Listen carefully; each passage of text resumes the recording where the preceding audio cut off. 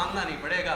किसी MP MLA मंत्री की हिम्मत नहीं है अगर ये पूरा समाज एकजुट हो जाए और उसकी बात को कोई संसद के अंदर गिरा दे, किसी की इतनी हिम्मत नहीं है। जब तक आप इस सारी चालाकी को नहीं समझेंगे, पहली बात तो ये समझ लीजिए, जातिवाद और वर्ण व्यवस्था ये दोनों चीज हमारी गुलामी का कारण है। हम इन जाति और वर्ण के बंधनों को तोड़ना होगा, क्योंकि कुदरत ने इंसान को इंसान के रूप में पैदा किया है।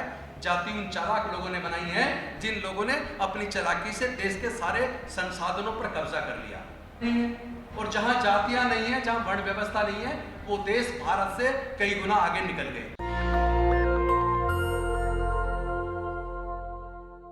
सभी गणमान्य किसी व्यक्ति का इसलिए नाम नहीं लूंगा, मेरे लिए सब गणमान्य हैं, सब आंदोलनकारी हैं, सब इस लड़ाई के सिपाही हैं और मैं भी उन सिपाहियों में से एक सिपाही हूँ। सभी को क्रांतिकारी जय भीम, जय मंडल। सबसे पहले मैं आज मंडल जी की जयंती पर उनको अपने पुष्प अर्पित करता हूँ, नमन करता हूँ और अपनी बात को दो भाग में बांट के मैं रखने की कोशिश करूँगा। और संक्षिप्त में नहीं है, हम लोगों के अंदर गंभीरता नहीं है, हम लोग अभी तो सच का बोध ही नहीं, हमें सच्चाई नहीं पता कि हमारे दुख के कारण क्या है। देखिए, कोई डॉक्टर के पास आप जाते, बीमारी होती है, डॉक्टर को अगर समझ ना आए तो कई तरह के टेस्ट लिख देता है। टेस्ट लिखने के बाद टेस्ट की रिपोर्ट आती है और वो तब उसको समझने की कोशिश करता बीमारी क्या है।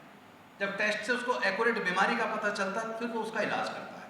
हमारी समस्या ये है कि हम बीमारी के कारण को समझ ही नहीं रहे और बिना समझे इलाज कर रहे हैं, इसलिए इलाज हो नहीं रहा है। प्रोफेसर रतन लाल जी सही मायने में उस बीमारी के कारण पे बोल रहे थे, लेकिन उसमें चर्चा बहुत ज़्यादा हो रही थी। कुशवाहा जी ने यहाँ पूरा प्रोजेक्ट करके बताया कि क्या नुकसान है और क्या उससे हमें फायदा है, उसको भी गंभीरता से सुना नहीं गया। तो आपका सब कुछ लुट रहा है, आपके हिस्से की सारी मलाई कोई दूसरा खा रहा है और आप आपस में बातचीत में मग्न हैं। साथ ही साथ ऐसे सराकारों में अपने आप को बिजी रखे हुए हैं, ऐसी व्यवस्थाओं में को मजबूत करने का काम आप कर रहे हैं जो व्यवस्थाएं मजबूत होकर आपको गुलाम बना रही हैं। तो पहले तो समस्या के कारण को समझो। हमारे देश की जो समस्या है उसका सबसे बड़ा कारण है वर्ण व्यवस्था और जातिवाद। भैया बताइए, कुदरत ने सबको इंसान पैदा किया, ये जाति और धर्म कहां से आया? अभी तो सिख धर्म को आए हुए केवल 2500 साल पहले हुए, 2500 साल पहले सिख धर्म तो नहीं था। अभी इस्लाम को आए हुए 1400 साल हुए, 1400 साल से पहले इस्लाम तो नहीं था। अभी ईसाई धर्म को आए हुए 2000 साल हुए, 2000 साल से पहले तो ईसाई धर्म नहीं था। अभी बौद्ध धर्म को आए हुए 2550 साल हुए, इससे पहले बौद्ध धर्म तो नहीं था। अभी जैन धर्म को आए हुए 2500 साल हुए, उससे पहले जैन धर्म भी नहीं था। और अभी सनातन धर्म को आए हुए लगभग 3.5 से 4000 साल हुए, उससे पहले सनातन धर्म भी नहीं था, इंसान था, मानवता थी। इससे यह बात तो स्पष्ट हो जाती है कि कुदरत ने सबको इंसान पैदा किया, चालाक लोगों ने जातियां और धर्म बनाए। धर्म की हो सकता जरूरत महसूस हुई हो, क्योंकि जो ताकतवर होते थे वो कमजोर को सताते थे, कमजोर का सब कुछ छीन लेते थे। तो धर्म का मतलब लोगों को समझ नहीं है। धर्म का मतलब तो एक ऐसे रूल्स रेगुलेशन जो समाज खुद बनाता है अपने ऊपर लागू करने के लिए, उससे है। लेकिन लोगों ने उसका स्वरूप बदल दिया। आज आपको समझना है कि भाई जाति जो है अमेरिका में नहीं है, जाति इंग्लैंड में नहीं है, जाति फ्रांस में नहीं है, जापान में नहीं है, चाइना में नहीं है, जर्मनी में नहीं है, ऑस्ट्रेलिया में नहीं है। भारत या भारत के सबके कॉन्टिनेंट को छोड़ दें, जहां भारत के लोग जाके बसे हैं, तो बाकी पूरी दुनिया के अंदर जातियां नहीं है। और जहां जातियां नहीं है, जहां वर्ण व्यवस्था नहीं है, वो देश भारत से कई गुना आगे निकल गए। जो लोग मेरिट की बात करते हैं उन लोगों को मैं बता देना चाहता हूं कि मेरिट की बात हमसे मत करना। तुम लोगों का पूरा इतिहास छल कपट से भरा हुआ है। तुमने छल कपट से हमारे लोगों के हक अधिकार को छीना है। देश के अंदर जो उत्पादन का काम करने वाले लोग हैं, अगर हम हिंदू वर्ण व्यवस्था की बात करें, धर्म की, तो उस वर्ण व्यवस्था में पढ़ने पढ़ाने पर कब्जा पूरी तरीके से एक पर्टिकुलर कास्ट का रहा, व्यापार करने पर पर्टिकुलर कास्ट का रहा, सत्ता पर और पूरी जो रक्षा सुरक्षा पर एक पर्टिकुलर कास्ट का रहा, और जो चौथा वर्ण हिंदू धर्म के अंदर है शूद्र, वो शूद्र की अगर बात करें तो वो सबसे ज्यादा मेहनत का समाज है। पूरे देश के अंदर उत्पादन का काम वो करता है, पूरे देश के अंदर जितनी भी प्रकार की चीजें निर्मित होती हैं उन निर्माण का काम भी शूद्र करता है। उसके बाद भी कहते हैं इस पे मेरिट नहीं है। भाई जब मेरिट की बात आप कर रहे हो तो ये भी सोच लो कि भारत का संविधान किसने लिखा? डॉक्टर बाबा साहब अम्बेडकर ने।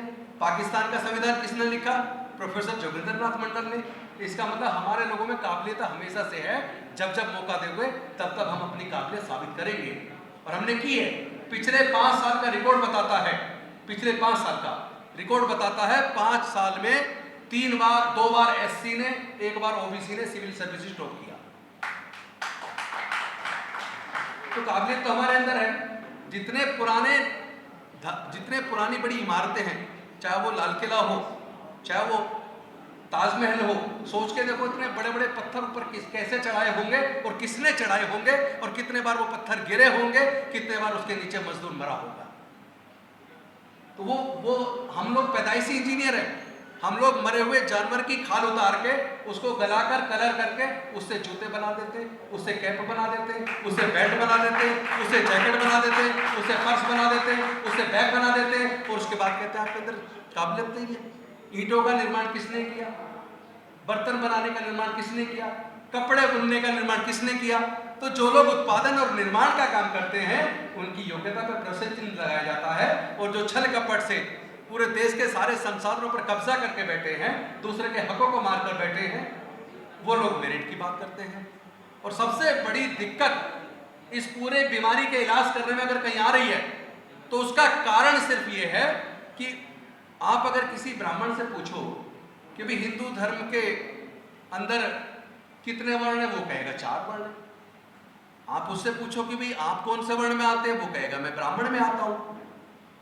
और आपकी जाति क्या है? वो जाति भी ब्राह्मण है। किसी क्षत्रिय से पूछो कि वे आप कौन से वर्ण में आते हैं, वो कहेगा मैं क्षत्रिय वर्ण में आता हूं। आपकी जाति क्या है? जाति भी क्षत्रिय है।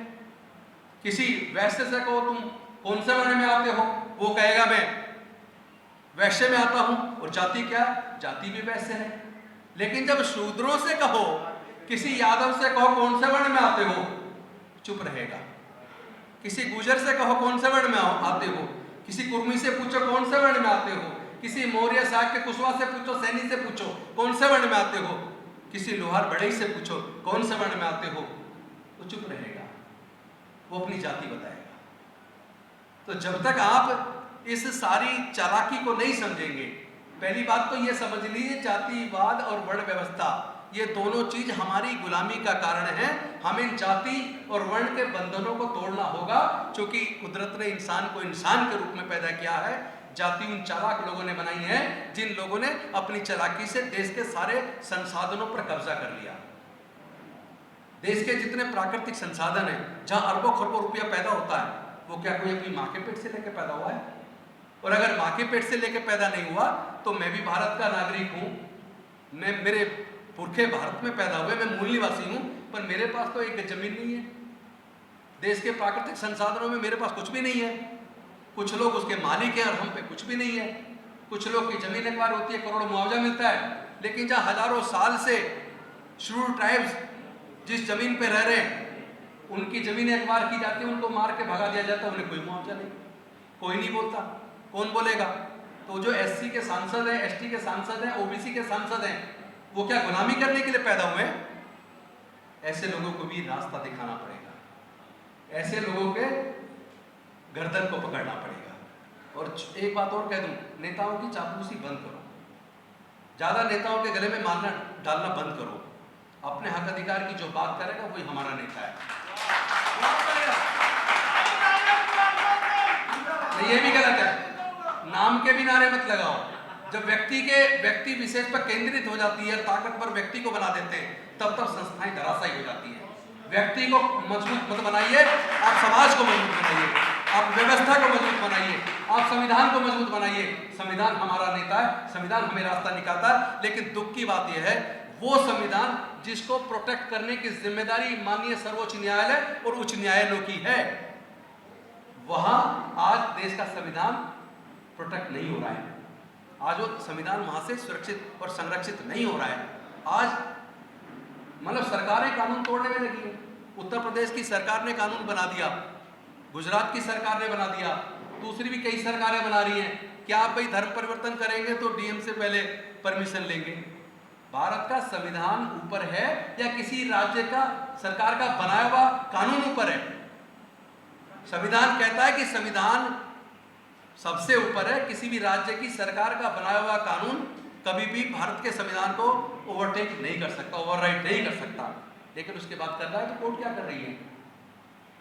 भारत के संविधान की जो मतलब संशोधन का जो आर्टिकल 368 है, 368 पे अनेकों जजमेंट है। केशव नंदन भारती जजमेंट है, मिनर्वा मिल्स है, गोलकनाथ केस, कितने सारे केसेस हैं। उन केसेस में माननीय सर्वोच्च न्यायालय ने तय किया है, मतलब पूरी बेंच ने तय किया है कि भारत के संविधान में संशोधन तो हो सकता है, लेकिन उसकी मूल भावना के साथ संशोधन नहीं किया जा सकता। तो ये मूल भावना का हिस्सा है मौलिक अधिकार। कौन आदमी किस धर्म के प्रति आस्था रखता है वो उसका व्यक्तिगत मामला है। उसके लिए उसे किसी अधिकारी से आजादी लेने की, परमिशन लेने की जरूरत होनी चाहिए। ऐसा कानून क्या भारत के संविधान के खिलाफ नहीं है? तो ये सब हमारे सामने हो रहा है। अभी पिछले 3 दिन पहले आपने देश की जो फाइनेंस मिनिस्टर है उनका बयान सुना होगा कि देश के संसाधनों को हम प्राइवेट हाथों में बेच के 6 लाख करोड़ पैसा इकट्ठा करेंगे।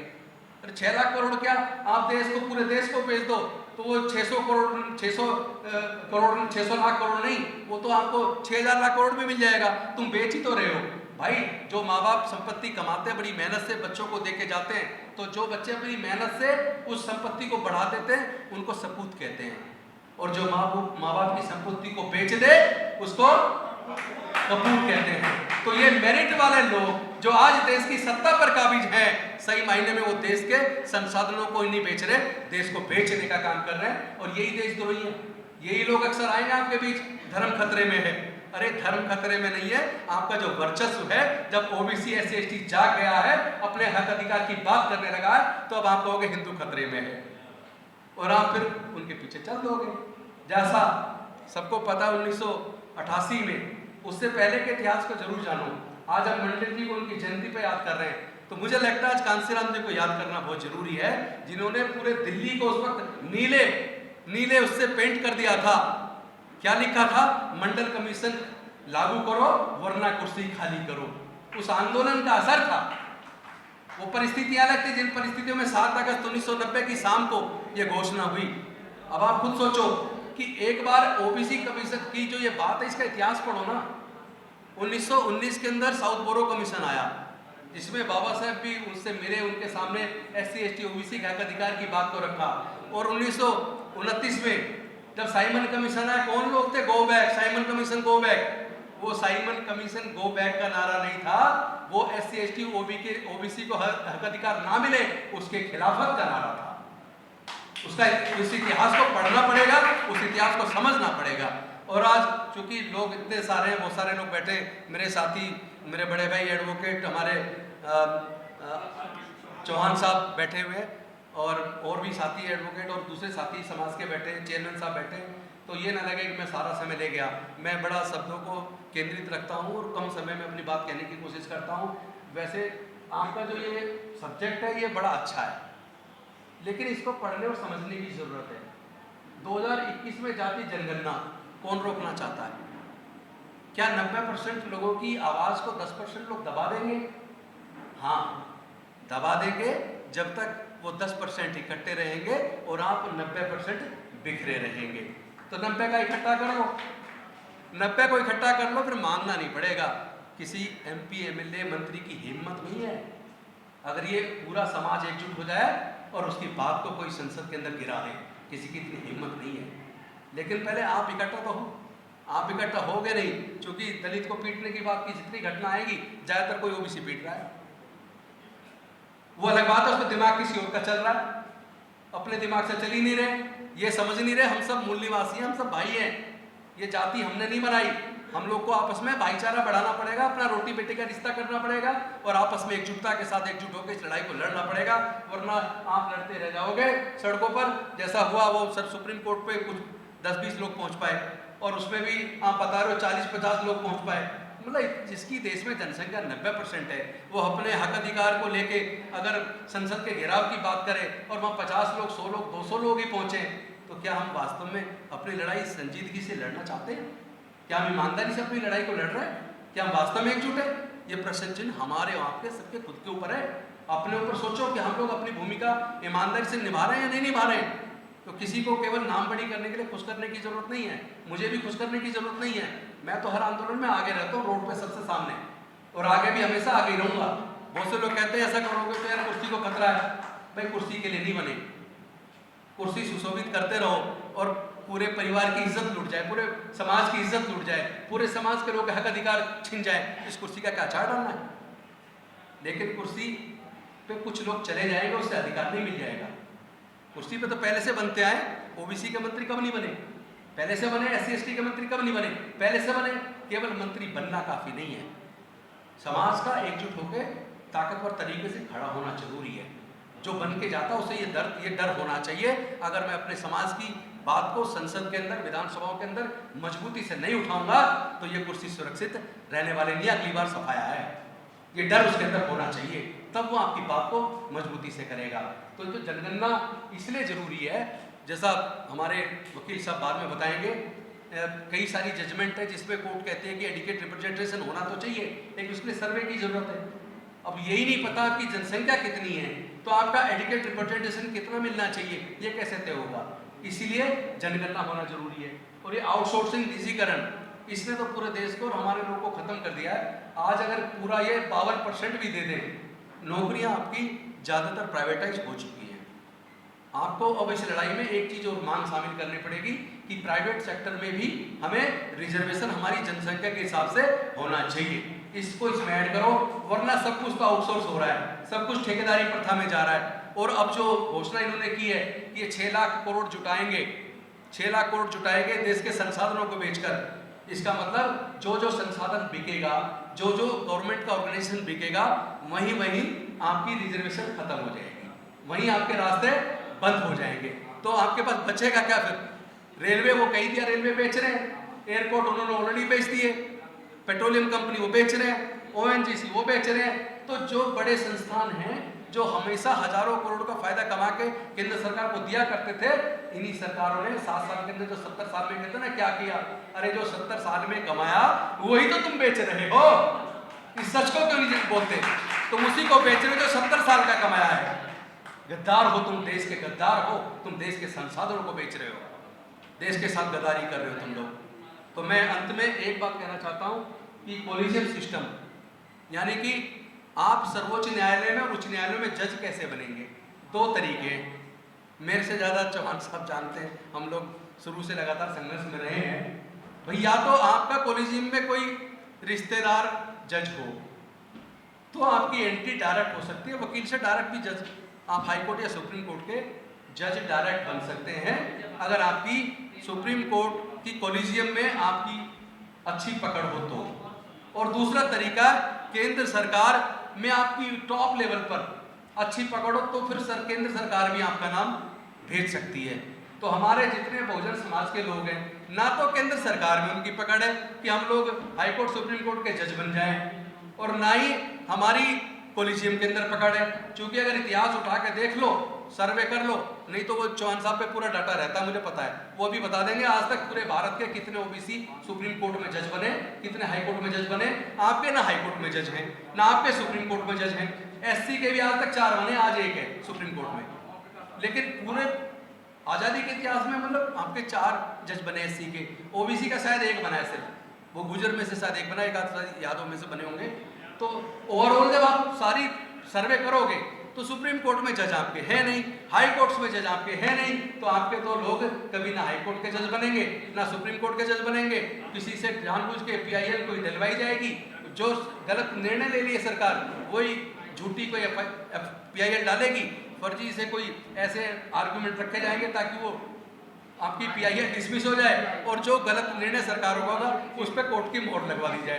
तो इस तरह का बहुत चल रहा है। मुझे लगता है हमें जागरूक होने की जरूरत है, क्योंकि कोर्ट की तो कहते हैं ना आंखों पे पट्टी बंधी है, उसके सामने तथ्य रखने के लिए कोई मजबूत आदमी भी तो चाहिए।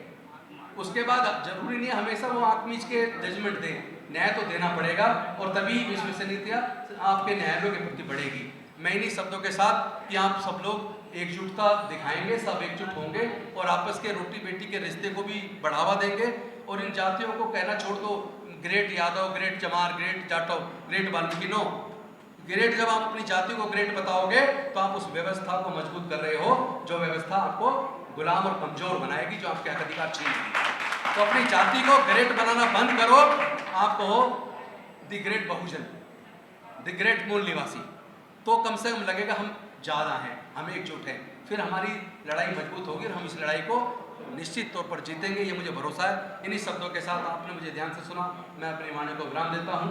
बहुत बहुत धन्यवाद। जय हिंद, जय भीम, जय भारत। नेशनल दस्तक की आपसे गुजारिश है कि अगर इसको बचाना चाहते हैं तो नेशनल दस्तक को सब्सक्राइब करने के लिए रेड कलर के सब्सक्राइब बटन को दबाएं, फिर बेल आइकन की घंटी दबाएं। नेशनल दस्तक को बचाने के लिए बहुत जरूरी है कि हर खबर को शेयर करें, लाइक करें, कमेंट जरूर करें।